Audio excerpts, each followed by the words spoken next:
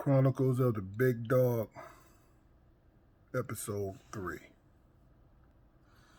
Before I start, I just want to let you guys know that, I have a lot of things to reflect on, so there'll be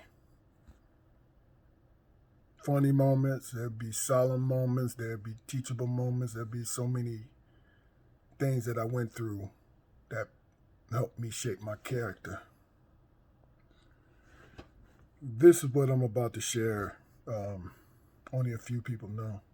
Family, some close friends, but it's the kind of thing where it was a hard lesson, but it made me stronger. This was the summer of 81, my junior year. I just got back from five-star basketball camp. Did very well there. I did so well, I was rated the top 100 in the country. Somewhere power forward, somewhere on the list, pretty high. And the reason why, because I loved basketball. I didn't start off as being the most talented guy, because I didn't hit my growth spurt, and I just picked up the game. I loved it, but I never tried to really play. So I wasn't that good when I was young, but I still loved the game. So I got my growth spurt my freshman year, went to 6'4". Then, sophomore, junior year, went to 6'6". And then I broke my leg sophomore year, so I had to sit out. So all that did was make me hungrier. Well, I'm trying not to let this stretch out, so let me just get to it. So I did well at 5-star in Pittsburgh, Coriopolis. And I got home, and all of a sudden, I started getting phone calls and recruiting letters. And it's a little short time in the summer. This is probably, I spent 2 weeks up there. So 1 week I went with the Northeastern guys and Midwest guys, right? And then the second week I stayed, I went with the Baltimore, D.C. cats, a couple cats from Texas. So I was exposed to everything, and every type of basketball player. So I'm getting all these calls and recruiting letters, but see, the one thing I want you to know, I was a Michigan Wolverine my whole life. I rooted for them. My brothers also. I rooted for the Michigan Wolverines. I loved Michigan State because Magic and Greg Kelsler and them, but Michigan was my team. That was my squad. And I always dreamed to either play football or basketball for the University of Michigan. So I'm coming off a broken leg my sophomore year. And my junior year, I was just hungry. I was 6'7" by the time it started. And I didn't play football that year. I was 6'7", and I bought, we balled, and I was just happy to be there. I averaged like a double-double, you know what I mean? And I did whatever the coach asked me to do, Coach Olette. Whatever he asked me to do. I had some great teammates, some great senior leadership. You know what I mean? The fellas know who I'm talking about. Bonner, Poe, Brown, you know what I mean? Them cats was leaders. Addy, hey, look, and the thing about it is they were the type of guys who played hard, and we all balled together as a team. So I was just happy. Like I said, I was happy to be there. So I was throwing my body up, blocking shots, grabbing rebounds, doing all kinds of things. So the season ends, and I was an unknown going into it. But going into my senior year, I made honorable mention all state. You know what I mean? And I felt good about that, just seeing my name in the papers, And we finished strong. We went to the quarterfinals, and we ended up losing at Lansing Eastern in the quarterfinals by 4 points. That's when Sam Vincent was there. And Robert Henderson, who's in the same grade as me, he was there too. Senior year ended up being Mr. Basketball, right? So I went to 5-star at the end of my junior year, senior year, right? So what ended up happening was I had a great showing, did my thing, the whole nine, and was a surprise by everybody, right? Run, I was a hell of an athlete. So I ended up playing football. See, this is important to this story. And forgive me if it's lengthy, but I'm getting to a serious point. So when I'm done, skip ahead if you want to get to that point, but I got to build it up. So what ended up happening was I played football just to be in shape because I didn't play my junior year. I played, because I had some friends on the football team and all of this, right? So we always had a great football team, So it wasn't no guarantee, even though I grew to about 6'8" then and about 225. And it was no guarantee, even though I played my freshman and sophomore year, it wasn't no guarantee. Well, I didn't even get any playing time. They started me at tackle. But by the end of the season, I was at tight end and at defensive end and had a great senior season, having fun. You know what I mean? So surprisingly, at the end of that season, I'm on all-state teams and, first team all-state. I'm with, because Pepper Johnson was in our class. But it was some great football players. And, the Detroit Free Press gave me, I was part of those teams. So what ended up that, now all of a sudden I'm getting football offers and mostly Big Ten. When I say almost every Big Ten team came after me for football, it was crazy. It was crazy. And I had no intentions on it because, Michigan, I love football and I love the fact that I can work out my aggression and hurt a motherfucker, right?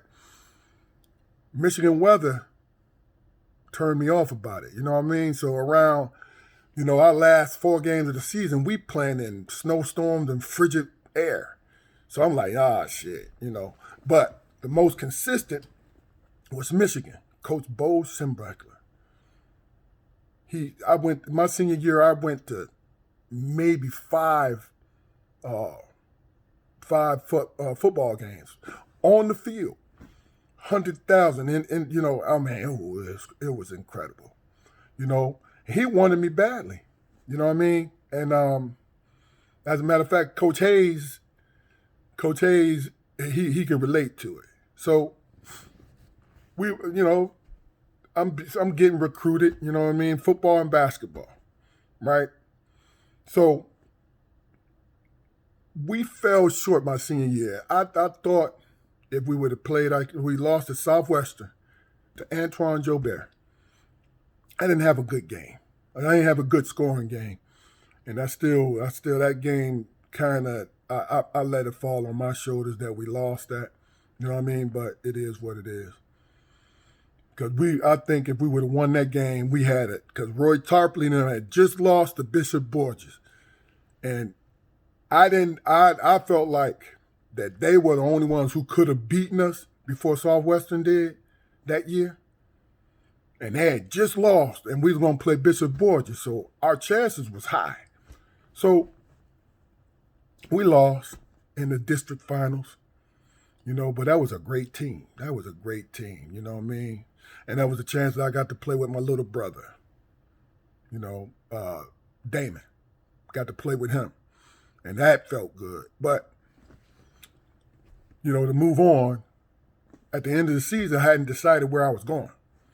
So, I'm getting calls every day. Coaches are coming in, from University of Washington, Bradley, all over different places, you know what I mean? And and Howard University, you know, and I went on a visit to Howard. Shit. But different places, and I always wanted to go to the University of Michigan, and they wasn't calling. And I was like, damn it, but everybody I knew was going there, like Robert Henderson, Roy Tarpley, and a couple other cats that I knew. You know what I mean? That I knew was going to Michigan, because they went after the Michigan guys, like that. You know, from my junior year to the senior year, they went after a lot of Michigan guys. You know what I mean? Bill Frieder, right? So I was like, damn. You know what I mean? Deep down, I didn't show it, but I was disappointed that Michigan hadn't called. Then one day that phone rang. This was in the late spring. That phone rang, right? And came Coach Boyd. You know, I'm not trying to put him on blast or anything like that. It's been years. But he helped me decide a lot of what I was trying to do, right? Because I was ready to say, yeah. Oh, hell yeah. All you got to do is just offer me, right? And he was hitting around and he was sitting on our porch. My mother, my father, me, and Coach Boyd. We sitting on a sunny day. And, you know, he's coming, he's all you know, what was crazy about it was his body language was kind of off. You know what I mean? And he seemed irritated, right? So I'm looking at him the whole time. You know, he's going through the usual spill or whatever, right? And he got comfortable. You know, my parents would do that to you. So I'm waiting to say yes. I'm getting ready to pull that trigger and say, yep. So what ended up happening was he was talking and he said, yeah, we want you to come, right? I said, oh, okay, cool. I'm getting ready to say, yeah, but then my father asked him, so what do you see in my son? Right? And my man sitting there calm. And, you know, just because he was coaching at Michigan, you know, which they wasn't that great at the time, but he was coaching at Michigan, and he, you know, even though inside I was a wide-eyed, I want to go to this place, right? But I didn't show it. I had my game face on. But he just seemed arrogant about it. He looked at me, he said, you know, to be perfectly honest, we have everybody. But like I said, he had Roy, you know what I mean? I think he brought in Roy, he brought in Robert, and it was a couple other cats that I was real good friends with that they brought in. So these are big guys, right? He said, really, to be perfectly honest, Mr. Armstrong, the only reason why I'm here, and that bell went off. He said, the only reason why I'm here because Bo Schembechler wants your son to play football. And he looked at me and he said, Keith, if Bo Schembechler wants you to play football for Michigan, and we heard that you weren't going to play football, you wanted to play basketball, we're going to offer you a scholarship. Now think about this. This man just told me what I dreamt about. He told me that we have a scholarship to play basketball at the University of Michigan, but we really don't want you. Because he ended up saying that. But Bo Schembechler wants you to play football because he says that you're the big deal on that football field. And Bo, whatever he wants in Michigan, that's what Bo gets. Now, I'm always respectful. And my mother and father was about to say something to him. I said, I said, hold on. I called my father, John. I said, John, hold on for a second. I said, hold on, Ma. I said, Coach, can you repeat that back to me? He arrogantly looked me in my eye. And I appreciate the truth now. You understand? But understand the guys that he had, they already recruited, I was just as good as, right, or better.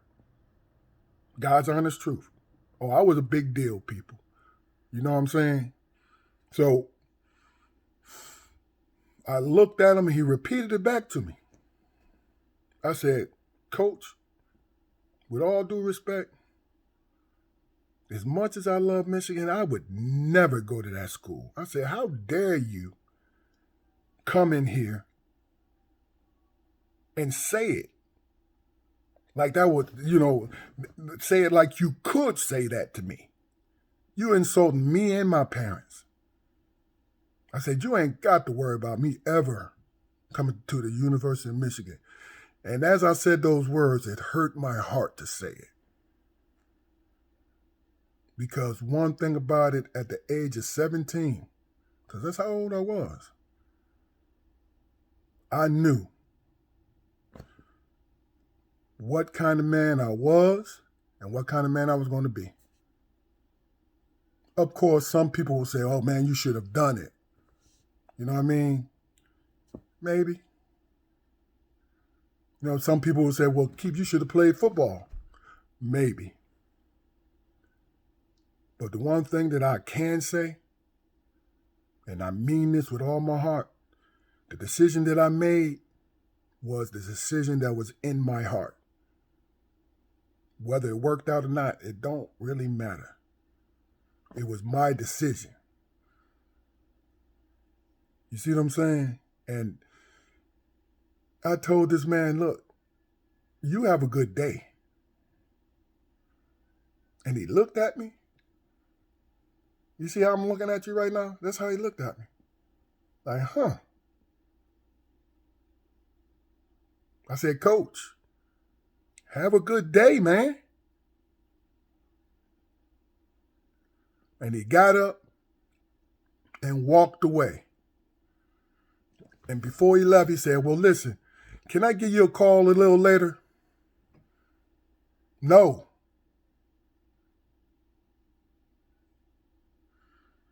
And that was the last time. Now, it was funny. I'll tell you another time why I ended up going to Pitt. But I wanted to share this with you. And really, I don't have a real reason why. Because it's not like I'm trying to soup myself up or anything like that. But sometimes when you have something so important to you, you have to pay attention to the small print. Especially if God blesses you with the small print. The Chronicles.